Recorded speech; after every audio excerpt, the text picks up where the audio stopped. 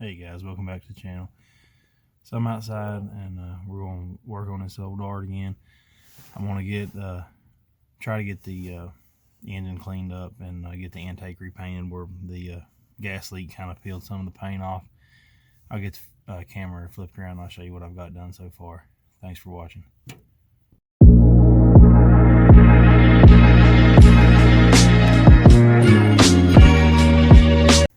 Alright, so far I've got the coil removed. I've got the all the wiring for the sending unit and all that kind of tucked away. It's over here. I'm going to you can see some of the paint. So I gotta take my choke off. I think I'm gonna leave all this. I can get around that, I think, and I'm gonna I'll probably go ahead and leave that spring hanger too. It won't hurt to get paint on it, extra coat. So my plan is I'm gonna try to clean this as dry as possible. I just got some Windex and some rags and some wire brushes, and I was gonna go in there and try to clean it off as best as I can. I don't want to be in here spraying water around with that carburetor off. So this is going to be dry as possible. I got my air compressor there hooked up. I already got it charged, so a lot of this is going to be off camera because I'm not going to be able to talk and film with the air compressor running because it's pretty loud. There's my coil, like I mentioned in the last video. I'm gonna paint it black so it looks more original. But I want to I'll go in here and tape this off. I gotta find some masking tape somewhere. I'm gonna tape these off so it don't get paint on it, and then cover this up. And I would like to try to get that sticker off. It's already kind of peeling up here. I wonder if I can't get it off, that way it don't have that. Get out of the way. Don't get in my box. Quit. That way it don't peel off. But yeah, that's the plan.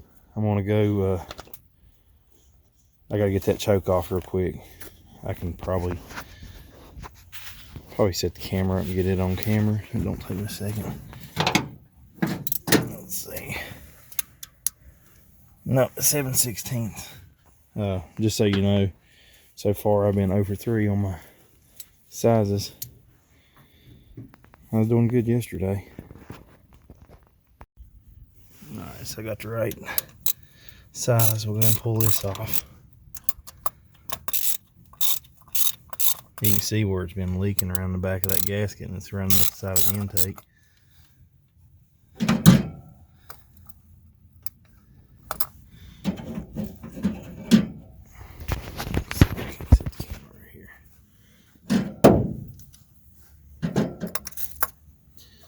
I have I'm gonna get me a set of those Harbor Freight finger wheel things, so you can loosen it's like a little wheel and it still ratchets. That way when you break the bolts loose, you don't have to keep with the ratchet in tight spaces. Gotta get me one of them. Alright, so that's off. Set it up here. Now looky there. There's a fried stink bug in my choke housing. He won't make that mistake again, will he?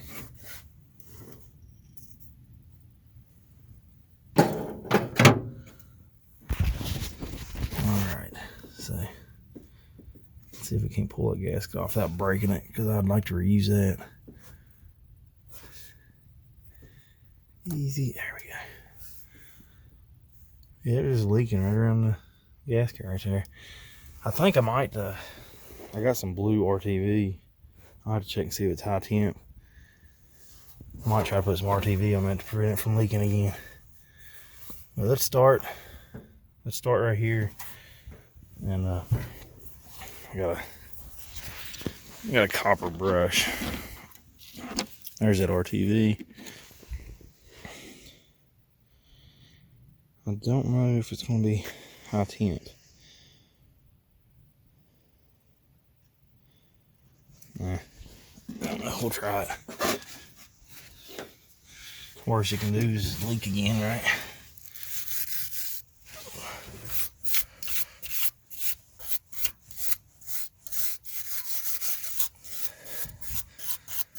So I'm just gonna try to clean all this, get all the soot off so I have something for the paint to stick to.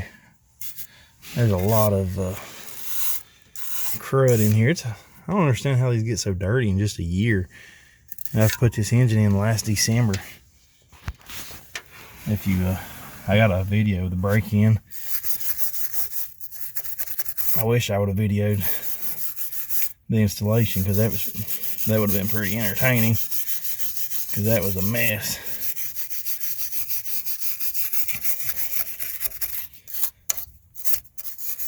That's coming off pretty easy. That paint don't even look bad underneath it. So I'm gonna just keep on with this. There's no point in filming all this. Y'all get bored. But I'm gonna keep doing this, clean this off, and put a coat of paint on it. And well, I'll be back before I start spraying paint. All right, I'll be right back. All right, so I got everything cleaned up. Looking pretty good now. I'm gonna take this off. So I don't, well, maybe not. Yeah, we'll leave it on there. I'll just make sure I don't spray on top of it. I don't think a little paint would affect the seal, but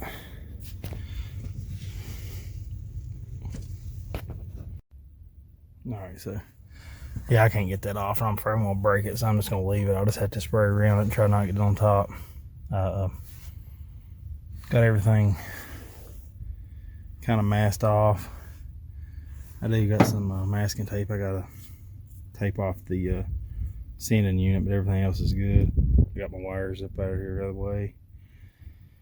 I'm gonna try to get this camera set up to where I can just kind of spray it on film. Let me get this. You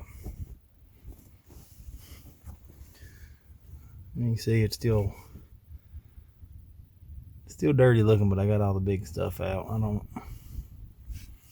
It'll be good enough.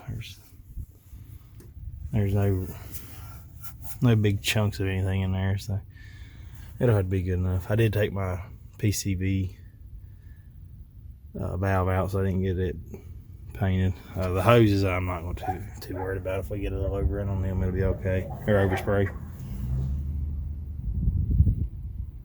But I think I may be wrong, but y'all don't correct me if I am wrong. I think this bypass hose was actually painted the engine color from the factory anyway. I'm not 100% sure, but I believe it was. All right, let's get the camera set up and I'll start spraying. All right, guys, I got everything set up. I got the camera set up. Hopefully you can see everything from right here. My masking tape sucks. It's old and it's falling apart, and I can't get it to peel. It just wants to rip. So I got some electrical tape and just taped off this so I don't get. It'll kind of eliminate a lot of the overspray off the carb surface area. All right, let's get the paint and let's start spraying.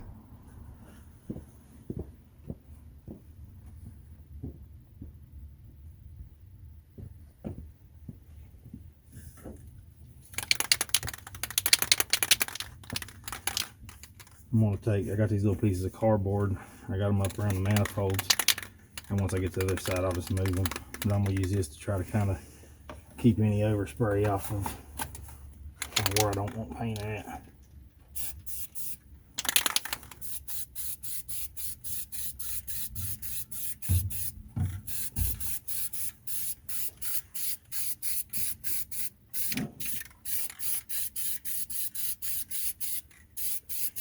And hopefully it's warm enough that this sticks.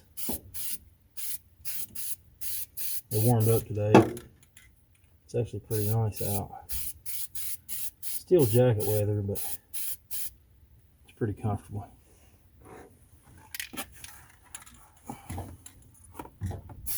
Hopefully the other side will be a little easier than this side, because it's more open and less stuff to go around.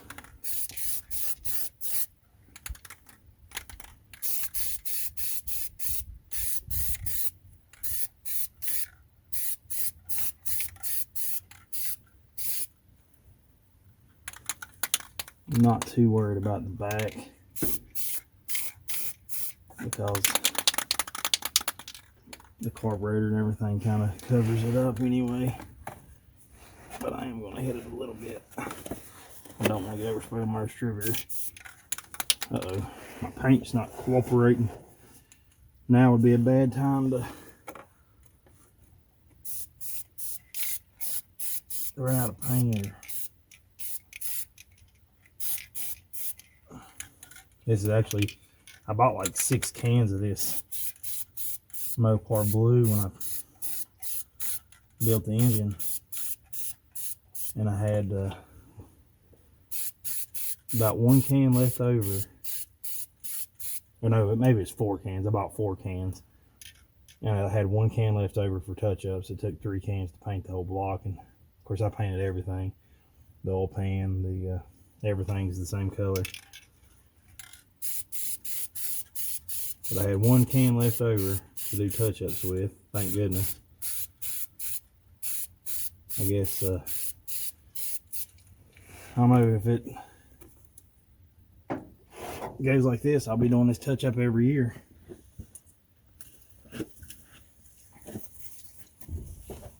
Which I'm sure after a year or two, I probably will give up. Actually, let's leave this here.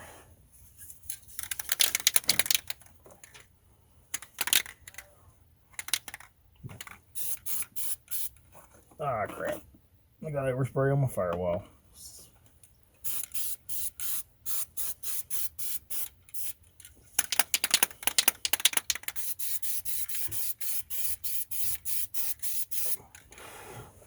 And this stuff is thick. It's a really strong paint. Stinks.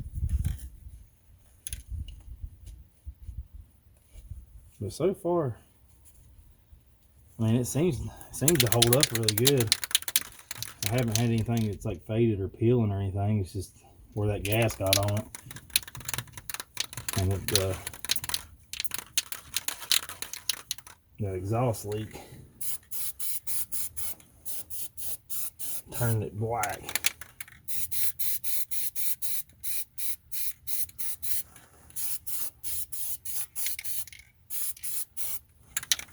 All right, let me get uh-oh.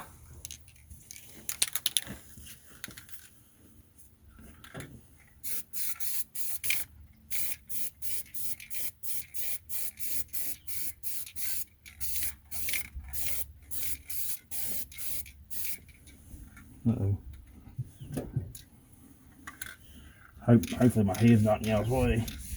I got the camera set up with a piece of tape. I got it taped to the hood, so I can't really see what you're seeing. Hopefully I'm not in your way. I'm gonna take these around here.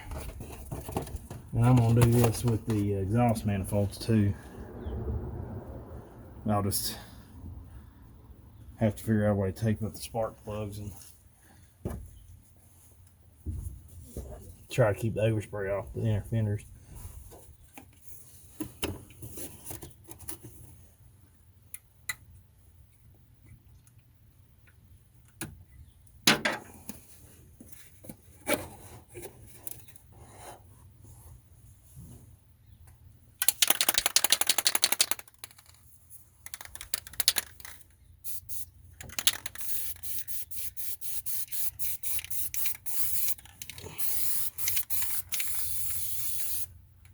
Ah, done it again.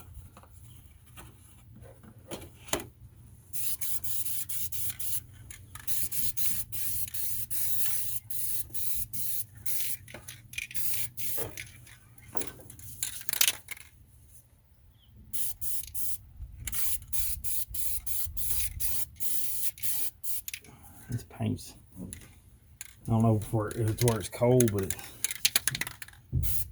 it'll spray really good for a second and then it wants to stop spraying.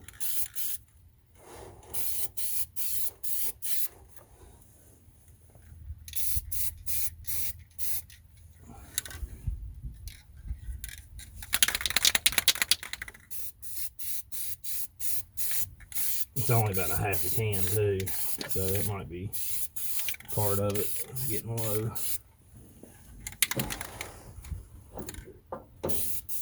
This is wanting to,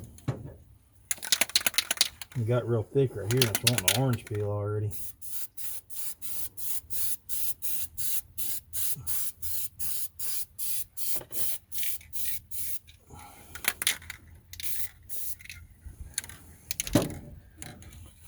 I'm going to figure out how to get that off the firewall. I don't like that. I don't know if y'all can see it from up there or not, but oh, now I got a run right here too where it got thick. Oh well.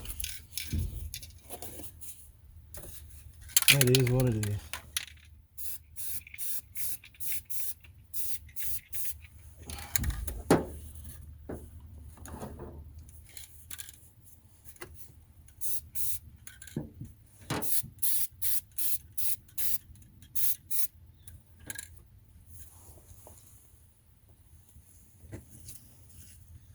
Alright, I think that looks a lot better. Let me hit it one more time right here. Daggone it, I don't know what's wrong with this. It keeps, it's like my tip is clogging up.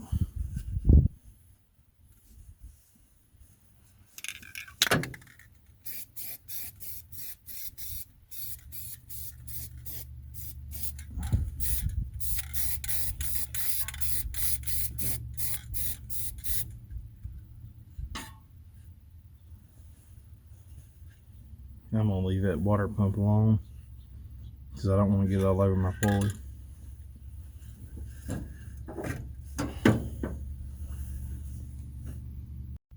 All right, here's what it looks like now. A lot better.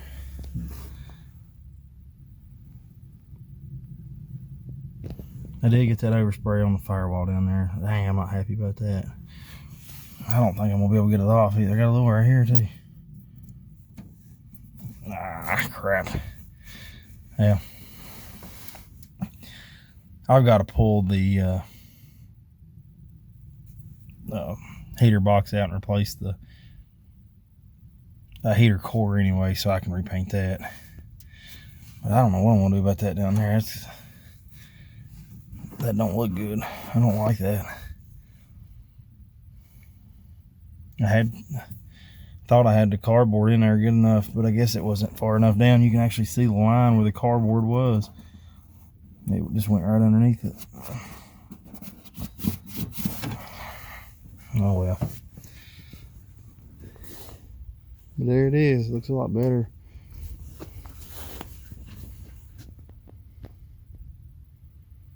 We'll let that dry and I'll put everything back together.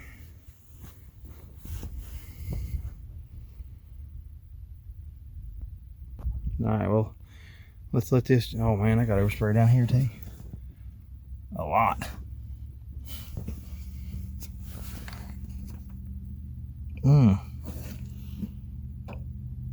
Daggone. That's gonna be hard to fix. I don't know how I'm gonna fix that. Daggone, it's over here too. I even had cardboard down. I may be able to get that out with some real fine sandpaper. Just make sure I don't cut through the clear coat. Just do like a, I don't know, maybe like a Scotch-Brite. I got some Scotch-Brite. Let's see if I can get that off. Alright, I'm back with the Scotch-Brite. I'm gonna see if I can't just very gently scrub this off without crashing through the clear coat. Oh yeah, it's coming right off. But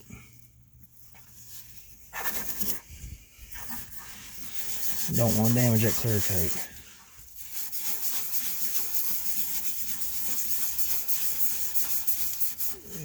My damaged the clear coat. You see how it got dull?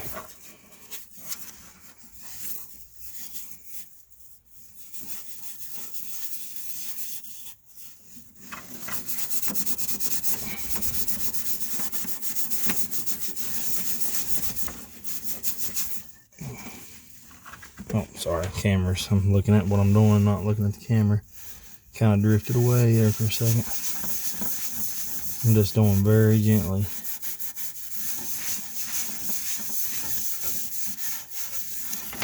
Alright, let's see if... I'll probably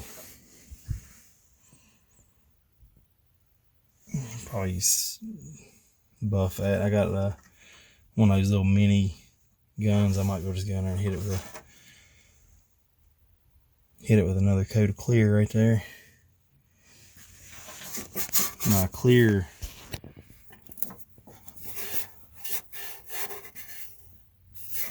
I can't tell if that's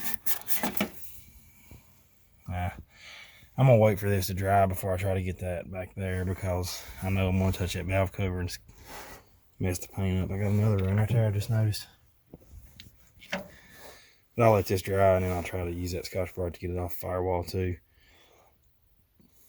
I think it'll look a little bit better. It come off, but it kind of dulled my clear coat in the process. Oh well. Probably would help if I had a little bit finer of a Scotch-Brite. I don't know what grit that is.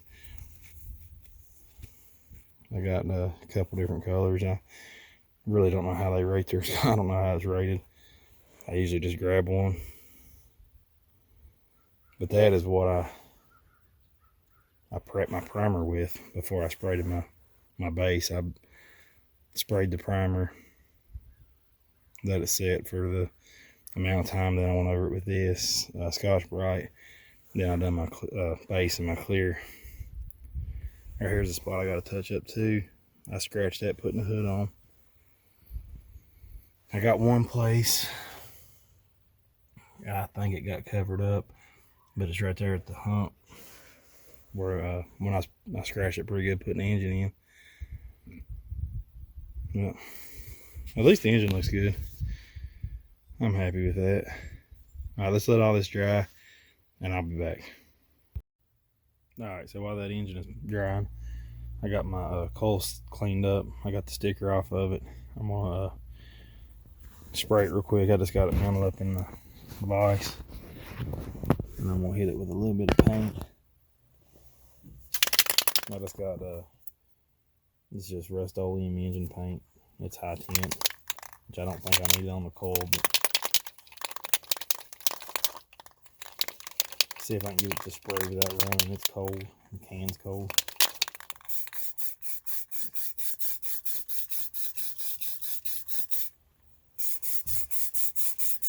After this dries, I'll probably have to flip around and get the top because it's got that yellow line around the top.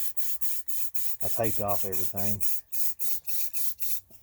electrical so I didn't get no pain in the electric connections. I don't want to get a bad connection.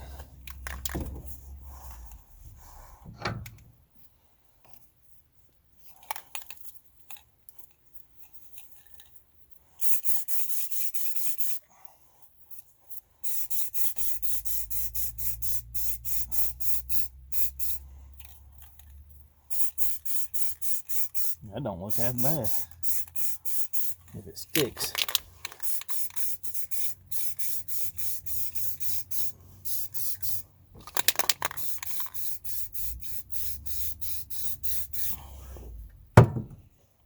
Alright, let me get the camera flip around, I'll show it to you.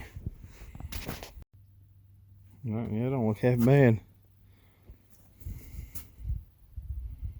We'll let that dry now. And I'll flip it back the other way and get a coat on the top of it.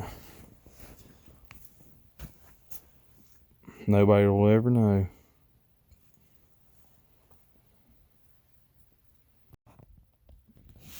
make sure there's no deposits around the edges that'll mess the seal up. I got this RTV.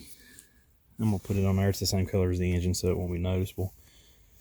And you can see I already got it around the base. You can't even tell. It's already the same color, but I'm gonna hurry up before that dries, and I'll film putting it back on. Alright, so I got the base put back on. We'll put this on here. Now, I put RTV on both sides, so hopefully it won't leak again this time. Find my bolts. This paint's still not completely dry yet, so I'm trying to be careful not to touch it.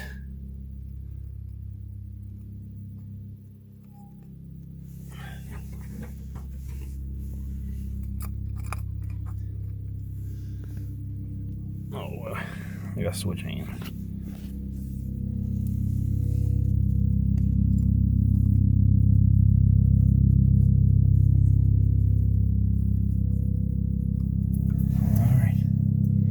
That was a 3/8.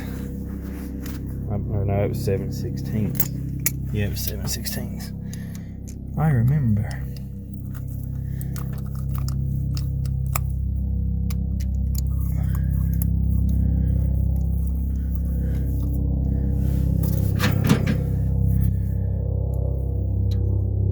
We got a helicopter flying over. That sucker's loud.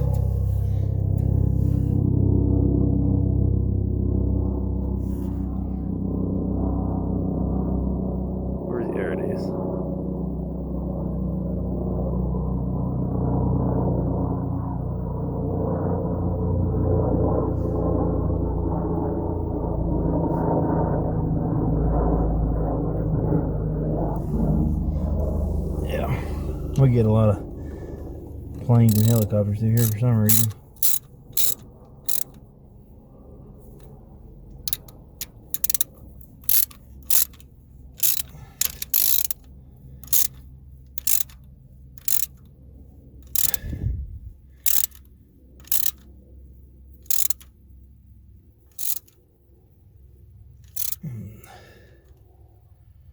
Try not to over tighten this, but I want to get it tight enough that it don't leak. One trick that I've learned, I'm super bad about over tightening stuff. I guess I'm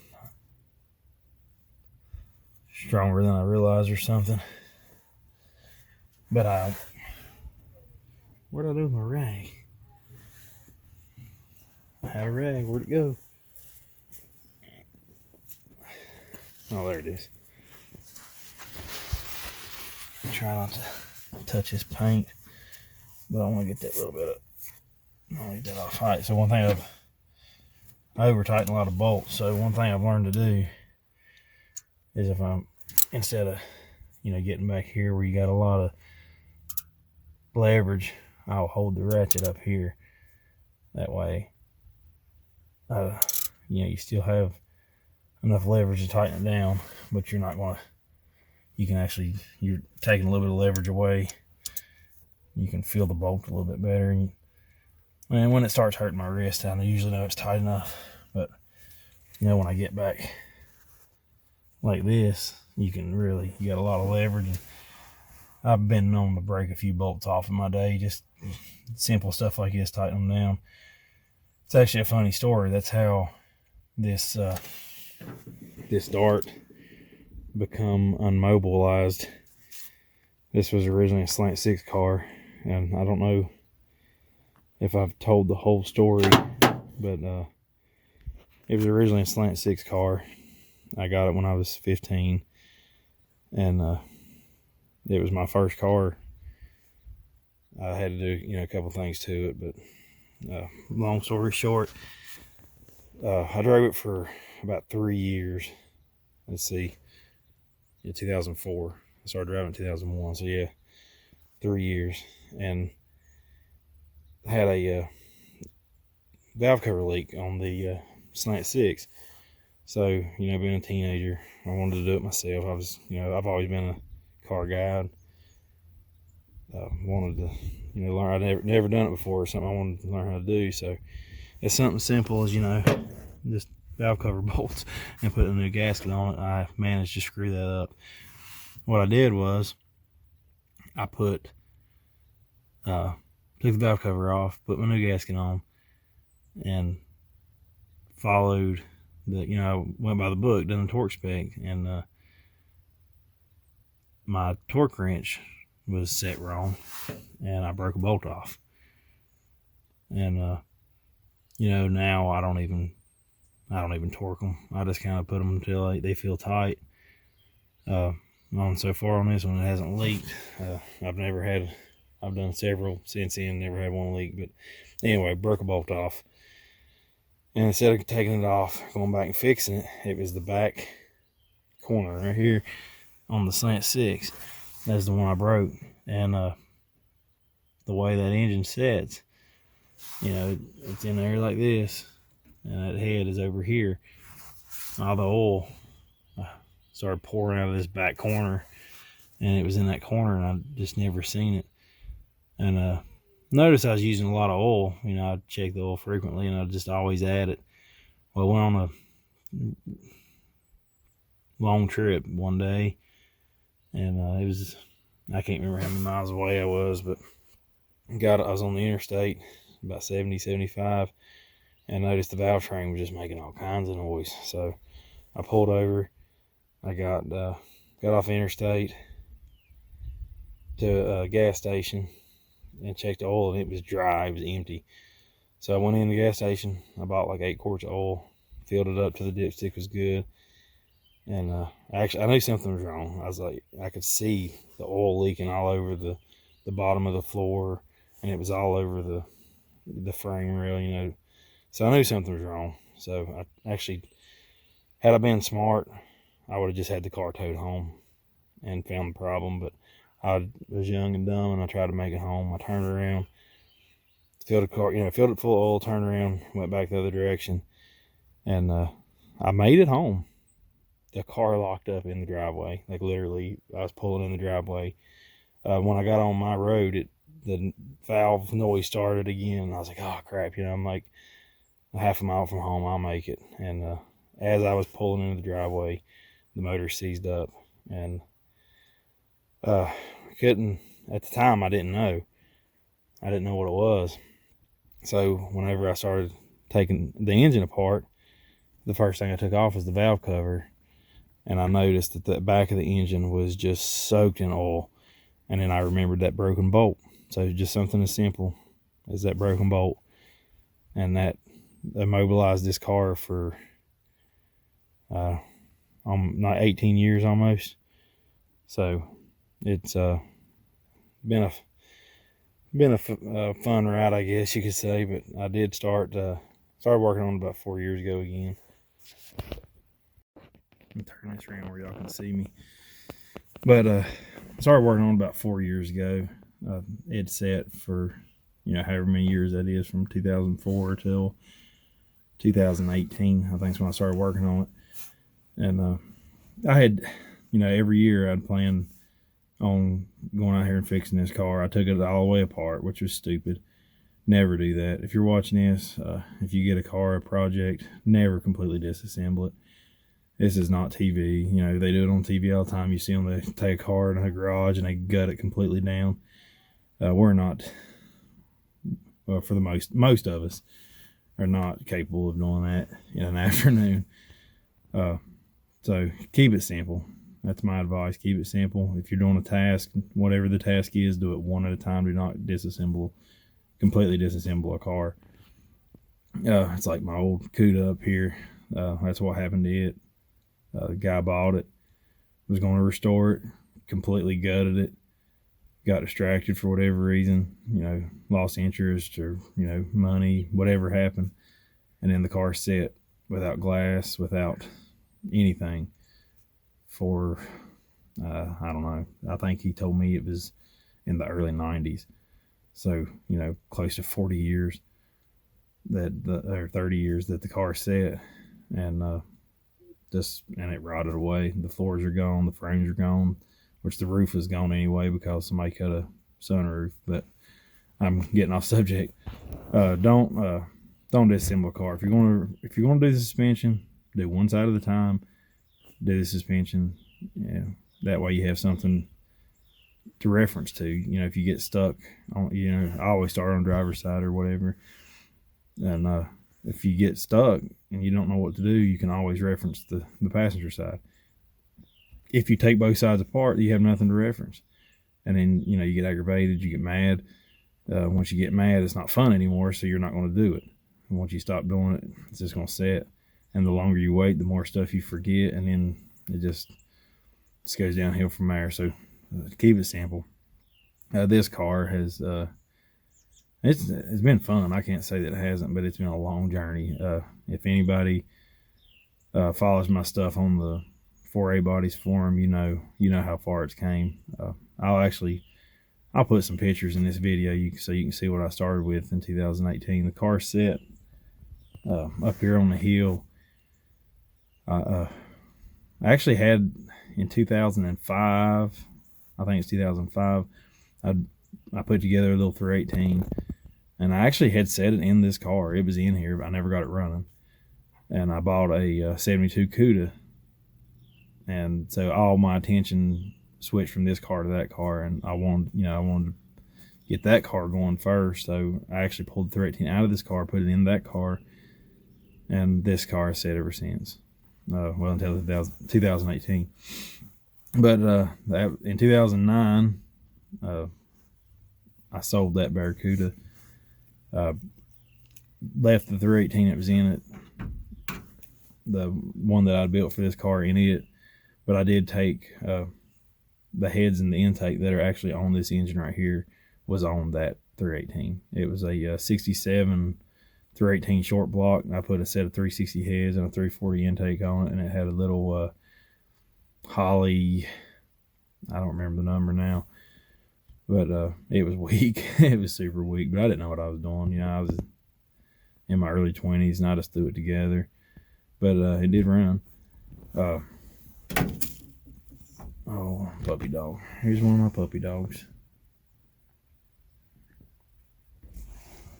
But yeah, if you're gonna after I sold the Barracuda in 2009, I just kind of, I wouldn't say I lost interest in cars, because I was still, you know, active on a lot of forums, and I still, you know, read the magazines, and I still done all that, but I just never worked on them. And just life was too, you know, busy. I had, you know, small kids at that time.